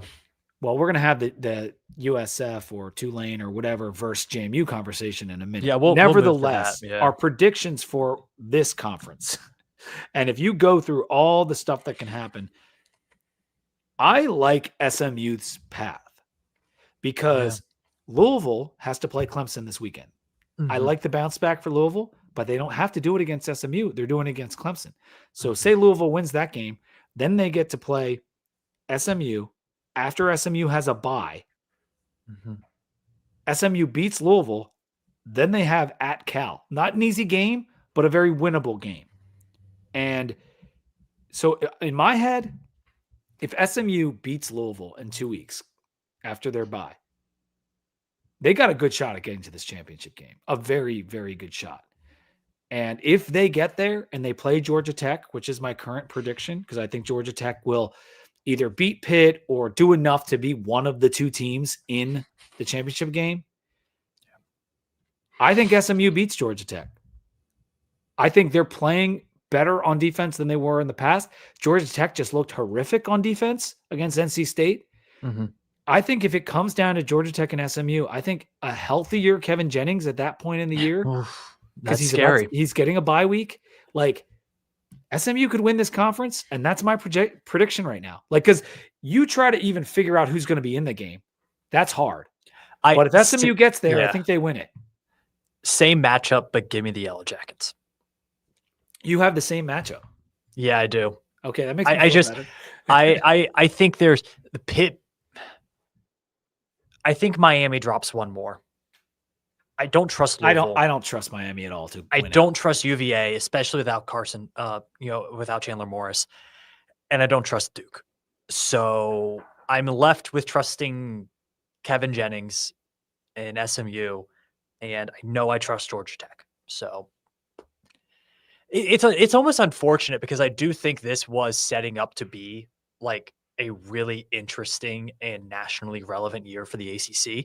Just the non-conference games didn't go their way. No, they did not. Yeah, and Virginia Tech being dog shit probably doesn't help either. Oh, it didn't. It didn't help at all. We lost 2 of the SEC games on our own, and then we lost ODU. Yeah, Duke probably beats UVA, but then they have the UNC game. Who's playing 7.5 point favorites. 7.5 point favorites against UVA at home. Yeah, they're gonna win that game. And then they got UNC, and then Wake. Wake could beat Duke. UNC Duke could go 0-3. Duke could like end the season 0-4. They could. And I don't think their coach is a winning coach, and so that would help the case for Duke losing. But in reality, we want Georgia Tech to take care of their damn business, go to the championship game with a good record, beat Georgia if you can. That would be great for the conference. And like if Pitt runs the table too, like that's also good because if Pitt goes 10-2 and finishes with GT, Miami, and Notre Dame wins, like they could get an at-large bid to the playoff. They could. Now, in that world, they're in the ACC title game, and they probably would win if they're that good. But you just want the scenario where one of these teams that's currently ranked wins the rest of their games. And maybe this is coming for the other conferences over the next 2 and 3 weeks, and we're getting it out of the way, and like our top dogs start to win some damn games. But like this has not been happening to the SEC. This has not been happening to the Big Ten, where their top elite brands, and we don't, and that's the issue is we don't have elite. Like, but our best teams are losing. The best teams and the Big Two aren't losing, and it's frustrating. I mean, it's not even frustrating. It's just like, of course they're not losing because those conferences have good teams. Oh, man. But I think we got it. But I am glad to see that we both have GT versus SMU for the championship game. I was kind of surprised. I thought you would have had Pitt. I was close. I mean, Pitt, just that Pitt having Miami and GT, like that's a little much. That's a lot. And I kind of do think Pitt will like crush Miami. I kind of do think they will last game of the year. Like, especially because Miami has to come to us and then go to Pitt. They're gonna be so chilly. Back to back road games. Like that's no good. There was a thing from Godfrey in here Seeing that Franklin's name is being at the top of the list, I hope the hiring committee has done their due diligence and set a criteria and at least interviews for other coaches. They have. I'm sure that they have. Yep. Because at this point, you can't be waiting on the good word from James Franklin. You need to be. We're only, 20 days away from December. So it's coming fast. It is. College Football Monday is also brought to you guys by Roback. You guys know Roback, the performance activewear designed for those who crave activity. They've got the hoodies, the polos, the women's stuff, joggers, so many good colleges that you can represent with Roback. Make sure you're using code 2DEEPVT to get 20% off your order. You can also go to compasscoffee.com and use code 2DEEPVT. One of the best coffee places in the DC Nova area. But if you don't live there, they will ship coffee right to your house. They're about to have so many good deals going on. The holiday blends are out. Go to compasscoffee.com or use their app, load up your cart, and use code 2DEEPVT to get 20% off your order. Let's talk about the American Conference, because this is one of the most fun, in my opinion. Yeah. Tulane took it to Memphis, 38-32. They got up early, and then they kind of had to sit on them, and it was getting a little dicey there for a minute. But Tulane did pull it off. Did you watch much of that game? Yeah, I mean, Retzloff, he looked horrific at Texas San Antonio. Like they should bench him. But in this game, he looked flawless. So who knows? I mean, Tulane's kind of been like this. They've been up and down throughout the year. But if we pull up the American standings, I think it'll paint the picture of what's going on here, where you have 4 teams sitting at 4-1, Navy at 5-1, and then Memphis down there at 4-2. But what's funny about that is Memphis beats South Florida, and they get to play Navy. Tulane has a win against Memphis on the road, so they feel pretty good about that. They also have a win against East Carolina, who is sitting at 4-1 as well. North Texas has a win against Navy, the only team to beat Navy, but they got crushed by South Florida. So it's unlike the ACC and the Big 12, and like where some of these teams just don't play each other. All of the top 6 teams in the American have played or are going to play each other. Yeah. And it is absurd. Like the scenarios crowded at the top of this conference. Yeah. We're not even going to go into like the scenario building like we did with the Big 12 because it's too much. It's just too much. Because of the amount of teams. And like Memphis isn't out of it, but the head-to-head loss against Tulane is bad for them. And they do have they have a tough finish too. They got ECU and Navy, and ECU is one of these one-loss teams. I mean, they've been good. Yeah. And Navy's game against Army does not count towards American standings. That's it's correct. A non-conference game. That's correct. The Army-Navy game is not included. USF plays Navy this weekend. Yep. And Horvath should be back. So, like, that is a scary game if you're South What was he out with? I don't know. I didn't catch what he was out with. I mean, they did it very last minute. Like, I wouldn't have taken. They pulled him. I wouldn't have taken Navy with the points if I knew. Oh, that. Look, the United States Navy with another misinformation campaign. Happy Veterans Day. But if USF gets past Navy, then they have UAB and Rice, and they should be golden. Handle those, Should. I think that game's in Tampa, right? The Navy game? Yeah. No. It's in Annapolis. Oh, okay. That makes it yucky. That makes it yucky. I will say this. I like USF's defense against the triple option. I think if there is a team that can handle that, it's them. And then their next 2 games, they should walk through those games. Tulane has at FAU, who has they're not good, but whatever. And then they go to Temple.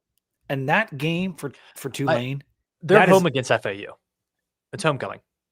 Okay. Okay. Home for FAU at Temple in the Link in 2 weeks. That's a loss, or at least it's a very scary game. That's a really scary game. Temple has a bye this week too, dude.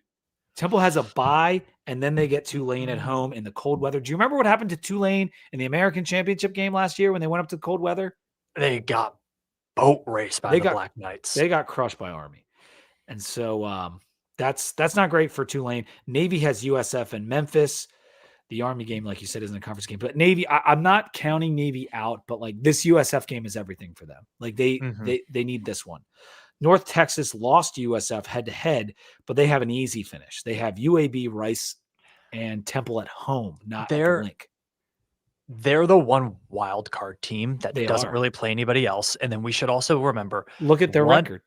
Yeah. One of the tiebreakers in the American is college football playoff ranking and or computer metrics. Right now, as you pointed out to me today, North Texas is the highest computer rated team pretty much across every metric in this conference. Yeah, and I don't know what computer rankings they use when it gets to outside the top 25 for the committee, but if North Texas, they're the only team in this conference that has one loss overall, not just in the conference, like overall, they're 8-1. And so yes, the schedule is weak. Their strength of schedule is so weak right now. It's 126 in FPI and 102 in Collie. JMU is worse in Collie, but better in FPI. So it kind of depends. Like if it came down to that later, that's interesting. But in terms of the American, with the one loss, if they stay there, they're going to win any of these computer rankings. And so the tie in the standings to go to the AAC title game, it would go to North Texas. If they stay clean, they're going to be in that title game. I would almost guarantee it. And so my prediction is USF versus North Texas. Oh man. Yeah. I like the USF matchup with Navy. I just, the way that defensive front seven plays, I think is kind of tailor-made to stop a run first team. Yes. Because they didn't really stop North Texas when USF played them. There was turnovers. It wasn't like 3 and outs.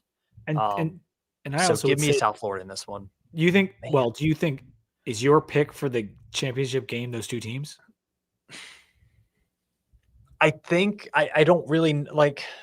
It's very hard. Who do I like? I think Memphis might be the best team in the conference. Right, but they have 2 conference losses. They have 2 losses already. It is very similar to the ACC in some ways. It is. And like Tulane, I think is good, but you don't know what you're going to get from them week in and week out. Like, especially the last like 4 weeks, it's been a little hit or miss. And so I think USF is the best team. I think they have 2 losses. One was to Miami. The other was a 3-point loss in which a game where they had the lead in the Liberty Bowl. They have the best losses too. If you go, like, if you're looking at committee rankings later on, like USF has the potential to be the highest team. And so that's another reason where if this comes down to JMU or USF and JMU is 11-1 and USF is 10-2 with a championship, they both have championships. I think USF might get in over JMU. Yeah, I think so too. Because they're only one spot behind them now, and it's a better conference. But we'll talk. Do you want to move to the? Yeah, let's move to Sun Belt. Well, really, the only thing with the Sun Belt here is they have division still, the only conference that does. And then the last game of the season has JMU playing Coastal, who number 1 and number 2 in the East, and it has Southern Miss and Troy, number 1 and 2 in the West. So the winners of if both of those teams win out, the winners of those games would go to the Sun Belt title game. Now, I think JMU is a much better team than Coastal. So I think they should handle that. Southern Miss Troy is really interesting because Troy has been a little bit better team than people think. Southern Miss, though, quietly winning. It's very interesting. I think JMU should handle business against whoever else they play. I think so. But we've seen it happen in the Sun Belt before where that title game can get a little weird. The title game can get weird. That Coastal game last week of the season at the blue turf, the teal turf. The man, oh man, like that's so scary. That's a scary game for JMU. And if they lose that one, and Coastal they only have one loss, like Coastal takes their spot in the championship game. Because I'll tell you, they started reeling against Marshall last week. JMU did. Like JMU was in control of that game, and then just couldn't gain any yards. Is there a hotter team in the Sun Belt than Coastal right now? I mean, you could say JMU and Southern Miss, but like Coastal's had a little bit of like the ball keeps bouncing their way. And if you're JMU, you're like, let's hope that luck runs out by the time we travel down to Dirty Myrtle. Coastal only has a trip to Georgia Southern left in conference before JMU. Yep. And they should handle Georgia Southern. They should. And so those games, that Troy and Southern Miss game and that JMU and Coastal game, they're big, but I think you're going to see JMU and Southern Miss in the championship. I would say so too. And then if that happens, I think JMU's winning. Mm-hmm. Since we're predicting. So USF wins the American, JMU wins the Sun Belt. If they're one loss apart, I do think they give it to USF. I think they could give it to JMU. They could. Because JMU is if one South spot Florida, ahead of them right if now South in the AP. Florida beats North Texas twice, I think you could make the argument like South Florida's path was North Texas wasn't as good as we thought they were. That could be an argument because like, USF doesn't have. It's not like an extra bullet point. Well, on the your Navy resume. win will be big for them. The Navy win would be big. Yeah, but then we could also like with Navy's remaining schedule, like they could lose more games. Yeah. All right, let's move to the MAC. I've got a slide for this. We're going to move to the 3 final conferences here. Yep. We got Conference USA, the Mountain West, and the MAC. We'll start with the MAC. In the title game race, there are 4 teams. This was impossible, by the way. The MAC was I gave it like 10 minutes, and I knew I wouldn't be able to figure it out. I had, same exact thing. This was the hardest one. Mm-hmm. 4 teams at 4-1: Ohio, Miami of Ohio, Buffalo, and Western Michigan. Toledo is probably the best team in the conference, but they already have 2 losses. Ohio is obviously good, but they play both Western and Buffalo on the road over the next 3 weeks. Buffalo has a tough finish with Central, Miami, and Ohio, but the Miami, Ohio, and Ohio games are both at home for Buffalo. Miami has Toledo at Buffalo and Ball State.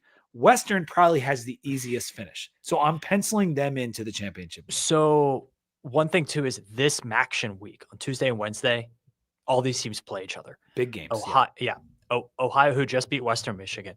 Ohio plays they play at Western. Right? Yeah, they play at Western. Yeah, Buffalo Ohio. plays. Yep. Buffalo Ohio, plays Western. at Central Michigan, and Toledo plays at Miami of Ohio. Revenge game for quarterback DeQuan Finn of the Miami Redhawks, who was at Toledo. That's hilarious. Yes. So they all play each other this week in MACtion. Awesome. I think this week will be like separation Saturday. It could be midweek, but there are so many scenarios. But if they turn around and lose the next week, like it kind of doesn't matter anymore. But even Ball State and Central are still in this mix. Like, yeah, but they're not good. Like they're not going to win. That's the thing too, is like, I don't know. A lot of these teams have been beating each other, man. Yeah. I mean, even Bowling Green got in and beat a couple teams. Like, what's your prediction for the title game? The 2 teams. I'm going to predict, as of right now, I'm going to predict Ohio and Buffalo. I think Buffalo has had a lot of injury issues, but I think they're a good team. I think they're going to win some games here. So Ohio and Buffalo. I have Western and Buffalo. And Western was my feel better about it. Buffalo was kind of like, I don't know, but I'll say Buffalo. And I think if Buffalo gets there, that means they beat the Ohio schools at home. I'm taking Buffalo to win the conference. All right. I have a Buffalo over 8, and I have Buffalo something. I don't know. There is so much carnage to. They've had injury issues this year, which has kind of sucked. So much losses and wild stuff is about to happen in the MAC. I'm actually looking forward to it now. Conference USA. Last weekend we had Missouri State being Liberty. Love that. Liberty sucks with the budget that's like so much more than every other team in this thing. Yep. Delaware recovered an onside kick to beat Louisiana Tech by 1. Kennesaw and J-State both won to stay perfect in conference. And Sam Houston got their first win of the year against the poor They Beavers. were outgained by like 300 yards and won that game. It's hilarious. God, the Beavs, man. All right, so the title game race, what do you got here? It's Kennesaw and Jack State. And Kennesaw State, I give so much credit to them. They returned some of the most production of anybody in college football. They've developed that production. They've had a great turnaround. They're a pretty good team. Former Hokie wide receiver Christian Moss having a good year for them. For Kennesaw, yeah. True. I love what Jacksonville State has done in a first year of a head coach. Like it's because they won the league last year, but then they lost Rich Rod and they lost everybody else. And so it's really impressive. They actually play Kennesaw State this week, does Jacksonville. But even regardless of the result, I'm with you. I think these two teams still get to the championship and game. Jacksonville State is a very good running back too. The one to watch is Western Kentucky, I think. Like they're a team to watch that could potentially crash this party. They have MTSU, and then they go to Jacksonville State last week of the regular season. So that's very interesting. I was actually, before I actually did this whole exercise, spent 10 minutes on it, 15. I came up with Jacksonville State and Missouri State. And then I texted you. I was like, they're not eligible. I can't. They're good too. It kind of really sucks. good. Like they're a good team. Yeah. Yeah. So Jacksonville State and Kennesaw. I think J State wins the conference. I'm going Kennesaw State to win the conference. Okay. All right. Nice. Differ on that one. And then Mountain West is up on your screen as well. So Boise got smoked by Fresno. The new QB looked terrible. He had a single-digit QBR. Did the new quarterback for Boise. That was not good. And then Hawaii, dude. The Rainbow Warriors crushed San Diego State. Stomped them in the rain on the islands. San Diego State's had a couple games this year where their offense didn't show up. And both have been on the road. Both have been in not great weather. So it's something to keep an eye on. UNLV can't play defense at all. And I think it's going to keep them from a playoff spot because their offense is so freaking good. I still think San Diego State's the best team in this conference right now, but there is a world for Hawaii to get in as well, which would be really fun. Dude, Hawaii has a trip to UNLV in 2 weeks. So Hawaii has a bye.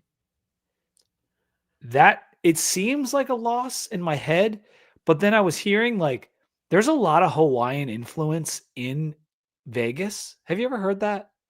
Like I can imagine it. Like a lot of transplants, like a lot of Hawaiian food, all this kind of stuff. The guys on TCE were talking about it. And that game could go either way. Like Hawaii could be really well. Yeah. They're playing really well. And they've won a lot of road games too. So that's a huge game in this race. UNLV, outside of that Hawaii game, like it's manageable. They play Utah State, who's decent. Then at Nevada at the end.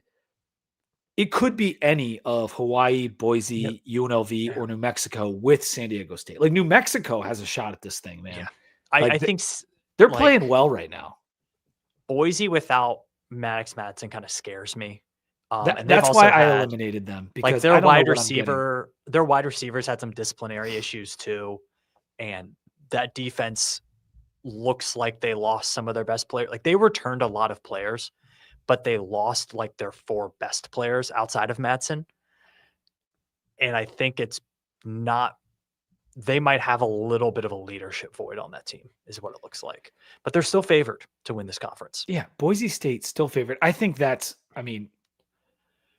because people who don't know about Maddox Madsen are taking these bets. I just think that that's silly at this point. San Diego State they're pretty even with San Diego State too. San Diego State should be the favorite to win. I have San Diego State going up against UNLV with State winning because I'm going with my guy Mullen. And I know that you're concerned about the defense.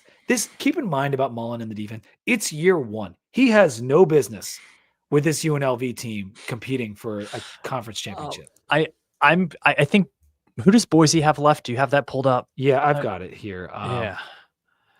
Boise 54th in the SP Plus. What are they at here?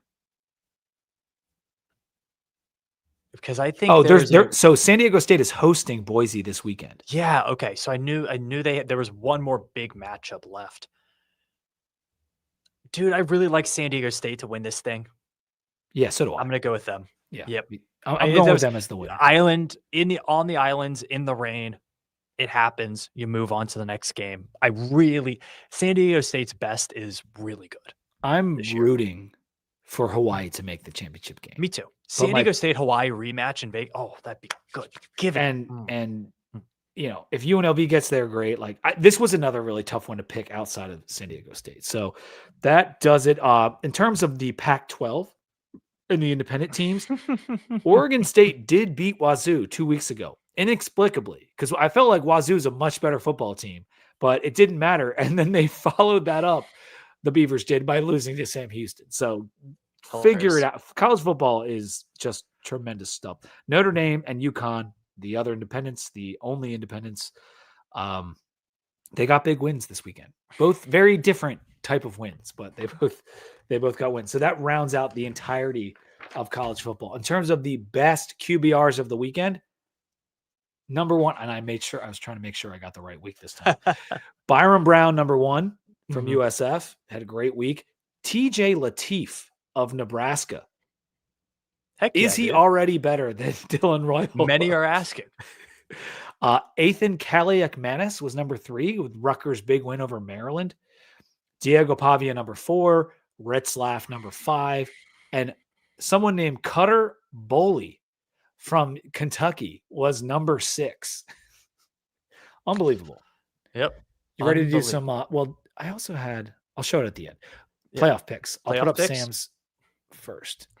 Mine's not a lot of change. I think it's actually the same as it was last week, except my G5 representative is now JMU. I think they have the clearest path. I think their loss is a good loss. And I think you can also argue in that loss, they didn't have their starting quarterback healthy. I think that matters. So I'm going to put JMU in there. The JMU thing, as we discussed with USF, is interesting because the Louisville loss, it hurts them, right? Like if Louisville continues to look bad, like that hurts them. I also think too, it's like USF splashes on film so much. Yeah. That also hurts them. But I have Texas A&M, Alabama, Georgia, Ole Miss, Texas out of the SEC, Ohio State, Oregon, Indiana out of the Big Ten, Georgia Tech representing the ACC, Texas Tech representing the Big 12, Notre Dame in there as an independent, and then James Madison. Yeah, you did stay pretty neutral here. Yep. I switched. So last week I only had 4 SEC teams in, and I had both Texas Tech and BYU. But because of the nature of that loss for BYU, they had to get out of there. Mm-hmm. I think, did we both have Memphis last week? I think we did. I think so, yeah. Yeah. So I put in USF. Mm-hmm. I think they're the American champ.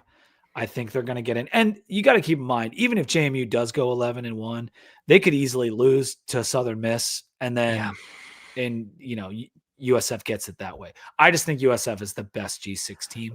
That's why you are jumping the shark here. Oklahoma in here in the SEC. Yeah. So I added an extra team to the SEC, and I'll tell you why. So Sam has Texas, and in some ways, who beat Oklahoma? That makes a lot of sense because Texas beat Oklahoma. But what if, Sam, Texas loses to Georgia and A&M? Then they have 4 losses. And if Oklahoma, even if they lose to Bama this weekend and they end up at 9-3, Oklahoma's probably winning their last 2 games. It's LSU and it's another like relatively easy SEC team. I think Oklahoma goes 9-3 and they're the 5th team. Because as I've said for a lot of times, even if it hasn't always reflected in my picks, like they want to put 5 SEC teams in here. Would they be the 12? Oh, sorry. But would they be the 12 seed? Oklahoma? No. At 9-3? No, it'd probably be SMU. That's disgusting. Like, because Oklahoma's not a top 10 team in the country. SMU has 3 losses. And I have SMU as my ACC champion. And so if they're the ACC champ, they're going to be, I don't know if they'll be behind USF, but they're going to be back there because they're not even ranked right now. I hope they're in there so I can bet against them round 1. How about that? Bet against who in round 1? Oklahoma. Okay. Yeah, I mean, but do you think do you think they're finishing the season at 9-3? Because yes, but I don't think they're 9. Like, I think they need. I don't know. They have a win over Michigan? Yeah, but like, what is if Michigan's pretty good, comes dude. out and loses to Ohio State? Then you could point to Michigan and be like, okay, they lost to every good team they played. Like they lost to USC, they lost to Ohio State. Michigan's going to finish with like 9 wins. This is what I'm just giving you the logic. The brand of Oklahoma does carry some weight. What I hate about this is there's way too much red on the screen. Yeah, a lot. Bad of red. uniform matchups left and right in this playoff. I don't like it one bit. My Big Ten's the same. It's Ohio State, it's Oregon, it's Indiana. It's getting more solidified all the time. Now USC can mess things up if they beat Oregon, but I think Oregon's going to win that game, and so on and so forth. So it's SMU. Yes, that is the shocker from the ACC. I said it earlier in the show, so it's not that much of a shocker. I think they're going to win the ACC, so I put them in here. Texas Tech is my Big 12 champ. I still have Notre Dame in here. Now, if Notre Dame loses to Pitt, gone. They're gone, and it opens up a spot for either a second ACC team, a Utah. I don't think the SEC is getting 6 in. I really doubt that. No.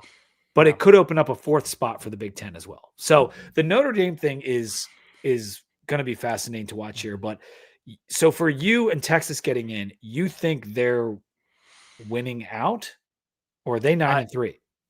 Well, I think this is as of right now where I'm predicting it. I think they could get in at 9-3. I think you also have to look at their first loss of the season was only by a touchdown to Ohio State on the road. And that's the best anyone's played Ohio State by a mile this year. True. I know, but I always, the way I always approach these playoff picks is the end of the year. I'm always projecting at the end of the year. Like Texas can win their way in and it not be a question. So, if Texas beats Georgia this weekend, they're gonna have a really good case. My thesis on Oklahoma, it's banking on Texas losing 2 games.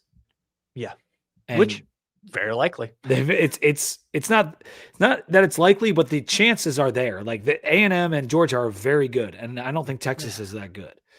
This is so much effort to see who's going to lose to Ohio State. I know. I know. It's but it's fun. It's fun to talk about all this crap. But I am rooting for. I want the Notre Dame problem gone because I think the way the committee's overvaluing them is pissing me off, and I don't want to go through this exercise of because Vandy could be on these graphics, dude. They lost to Texas, so that's their problem. But Vandy or Notre Dame, if they're both 10-2, Vandy should probably be in. Yeah. And if Miami's 10-2 and Notre Dame's 10-2, Miami should probably be in over them. They probably should be. If Pitt's 10-2, well, that means they beat Notre Dame. No, that's that would mean they beat Notre Dame. You had the line. Yeah. All right, I'm good. We're done. All right, that's enough of that.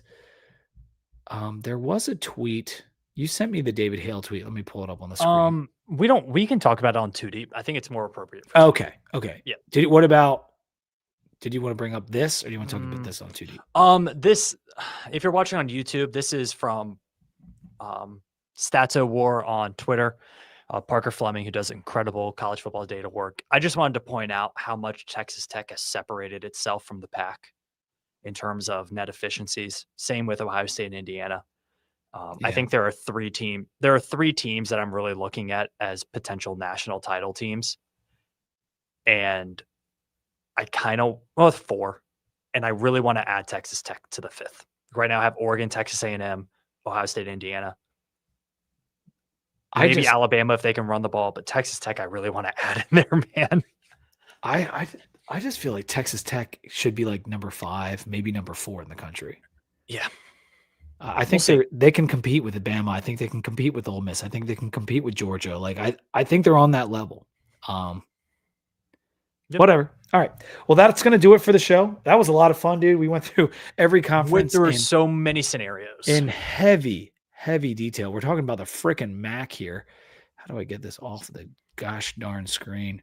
Might not be able to figure out before we sign off. If you are watching on YouTube, make sure you like the video, subscribe to the Sons of Saturday feed on Apple Podcast and Spotify. Subscribe to the Too Deep feed on Apple Podcasts and Spotify. Someone mentioned Neo in the chat.